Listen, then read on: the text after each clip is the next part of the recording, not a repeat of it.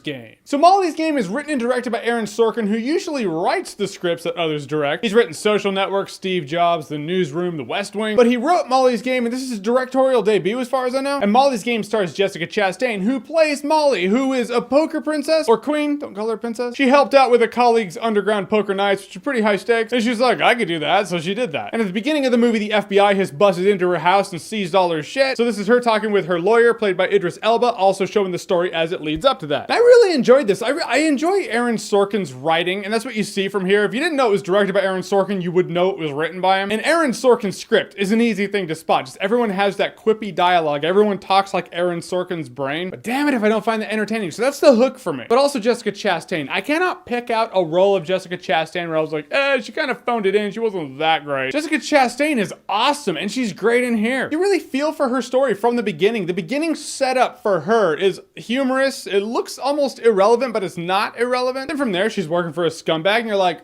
I want you to succeed in all of this. Where this movie really hits home for me is not only do I enjoy poker, but I like the entrepreneurship of all of it. I like seeing someone start something from nothing, or at least the ground level, which wasn't really nothing when it started in the first place, but she just builds it. I love it. I love it when a movie can illustrate the business element of something as something that is complicated, and then break it down for the crowd. It's like, this is why this is important. Hey, this is why he's betting like this, because this is the hand he has. The movie does a good job, but even if you don't play poker, you'll probably get what's going on in the poker scheme of things. The movie does bounce around between timelines, so sometimes you're like, wait, are we there or are we there? Just a couple times I felt like I could have gone for something, an indicator that we're now no longer there. We're now talking about what happened before. Doesn't happen often, just a couple times I was like, wait, where are we right now? So it's a little jarring until you get the structure down. And the biggest fault this movie has is its illustration in time passing. This movie's actually surprisingly long, and though a couple times I was like, all right, it can end now, I felt like it could have been longer if it could illustrate the passage of time. That's an important thing in a movie like this. Supposedly, she was doing this poker gig for years. It's an important thing to illustrate passage of time in a movie dealing with chronology of events. At a point, you're like, all right, it's been what, a week? Well, it couldn't have been a week because she's been at this for a couple years. This movie spans years when it feels like it spans a couple months, and it can be problematic. Also, when she starts getting her pill addiction, you're like, oh, I guess she's hooked on pills. But it never really illustrates that she's off her game until later on she says she was off her game. I didn't know. There was nothing about her that screamed addict to me. It would have been more interesting for me if they had played that angle in somehow. Seeing her slowly be like, I'm not on my A game anymore, rather than in the segment that takes place later on when she's talking with the lawyers. They were like, this happened? She was like, yeah, I was off my game. Guys, in the end, Molly's Game was actually quite damn entertaining. The poker element intrigued me. The entrepreneurship intrigued me. I was interested in Molly's story, and I was actually rooting for her to succeed. Because unlike a lot of other stories like this, she's actually not a piece of shit. And Jessica Chastain straight up hits it home. She is a goddess among us all. I will say Molly's Game is definitely a great time. No alcohol required. Booze, drugs, alcohol, gambling.